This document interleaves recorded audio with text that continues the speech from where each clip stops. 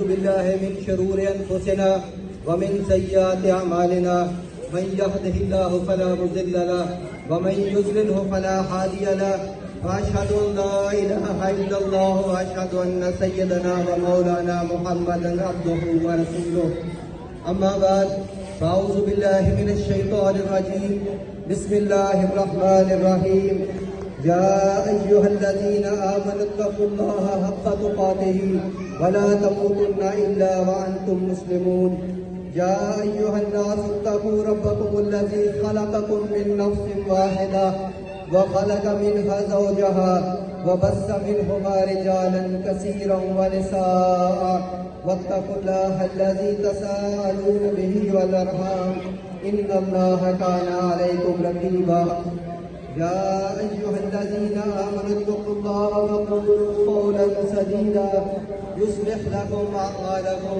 ويغفر لكم ذنوبكم ومن يطع الله ورسوله فقد فاز فوزا عظيما صدق الله العظيم.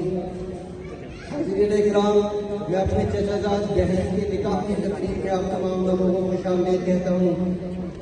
نکاح کا جو خطبہ مسنونہ میں نے آپ کے سامنے تلاوت کیا ہے، یہ نبی کریم صلی اللہ علیہ وسلم کی سنت تھی کہ جب بھی کوئی تقریب ہوتی، خواہ وہ خوشی کی ہو یا غمی کی ہو، آپ نصیحت کی باتیں ضرور کیا کرتے تھے.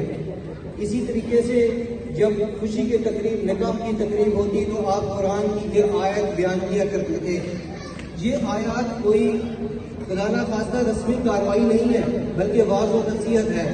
ہاں، کچھ لوگ یہ سمجھ رہے ہوں گے شاید یہ برکت کے لیے ہے. اگر برکت کے لیے ہوتی تو آیت الکرسی آپ تلاوت فرماتے، یہ اوپننگ سورت آف قرآن الفاتحہ کی تلاوت کرتے، لیکن آپ نے ان آیات کا انتخاب کیا. ان آیات کا انتخاب اس لیے کیا کہ معاشرے کی اکائی وجود میں آنے والی ہے.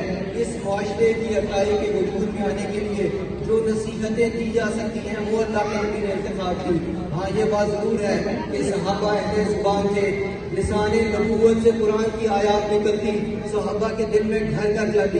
لیکن آج ہم اہل زبان نہیں ہیں، اس لیے ہم نے جو نکاح کی جو مین مقصد ہے وہ ہم جانتے نہیں ہیں. ادھر قاری صاحب دعا کے لیے آمین کہتے ہیں، ادھر ہمارا نیچے گانے چلاتا ہے، کیونکہ ہم نے اس کا مقصد ہی ہمیں معلوم نہیں ہے.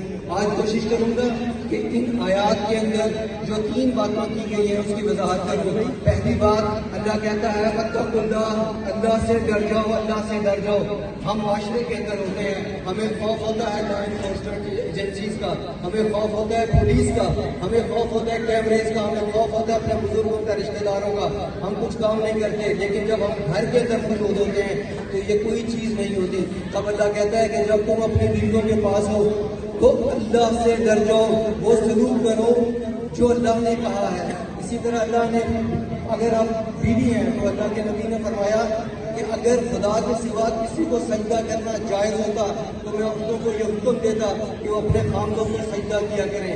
اسی طرح اللہ نے خامدوں کو بھی نصیحت کی کہ جب تم پاور میں آ جاؤ، جب تم حاکم مقرر ہو جاؤ، جب تم نکاح کر لو تو اس کے بعد اپنی بیویوں کے ساتھ اچھا سلوک کرنا، حسن سلوک سے پیش آنا.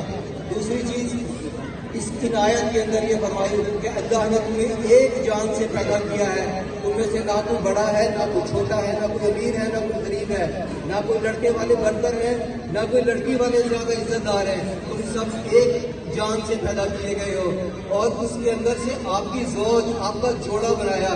عربی کے اندر زوج، شوہر کو بھی زوج، اور جو بیوی ہے اس کو بھی زوج کہا گیا ہے. آپ اس کے اندر سے آپ کا جوڑا بنایا، یعنی کہ شوہر اور بیوی ایک کا 2 جان ہے، آپ کا ہی حصہ ہے. ہاں، اگر آپ یہ کہو کہ بیوی تو پاؤں کی جوتی ہے، نہیں، اللہ کہتا ہے کہ تم دونوں برابر ہو، تم دونوں برابر ہو. اس لیے جب اپنی عورتوں کے ساتھ سلوک کرو تو اس کے ساتھ برابری کا سلوک کرو. ہاں، یہ بات ضرور ہے کہ جس طرح ایک کیپٹن ہوتا ہے، ٹیم کا ایک کیپٹن ہوتا ہے، اسی طرح مردوں کو حاکم مقرر کیا گیا. اس کے بعد اللہ فرماتا ہے کہ جب بھی بات کرو تو سیدھی بات کرو، حق کی بات کرو. اس زبان کے فساد بہت زیادہ ہیں، یہی فساد ہمارے گھروں کے اندر ہے. گھروں کی ناچاکیوں کی سب سے بڑی وجہ زبان کا فساد ہے. دیکھیں، قیمتی سی چیز ہے، نہ اس کو چارج کی ضرورت، نہ ریچارج کی ضرورت، یہ چلتی رہتی ہے. اس کو اچھے مقصد کے لیے استعمال کیا جائے. ایک صحابی فوت ہوئے جن کے جنازے کے اندر 70,000 فرشتہ شامل تھا، لیکن جب ان کو دفنا دیا گیا تو اللہ کے نبی بہت دیر تک ان کی قبر پر بیٹھے رہے، ان کی قبر پر دعا کرتے رہے، استغفار پڑھتے رہے۔ تو آپ سے پوچھا کہ ایسا کیوں کیا؟ تو انہوں نے کہا کہ قبر میں اس کو دبانا شروع کیا۔ تو حضرت جعفر فرماتے ہیں اس کی وجہ یہ تھی کہ اس کا ان کا خود اپنی بیوی کے ساتھ اچھا نہیں تھا، جیسے اگر اپنی بیوی کے ساتھ ان کا خود اچھا نہیں تھا تو قبر میں اللہ نے پکڑ لیا کہ تم غیر کی بیٹی ہے، تم کسی کی بیٹی کو ایسا سلوک کرتے جو اپنا گھر بار چھوڑ کر آپ کے پاس آتی ہے۔ اللہ کے نبی نے فرمایا تم میں سے بہترین انسان وہ ہے جس کا خون سب سے اچھا ہے۔ مجھے امید ہے کہ میری آواز خواتین کے سیکشن میں جا رہی ہے اور میری بہن بھی اس نصیحت کی باتوں کو سن رہی ہوگی۔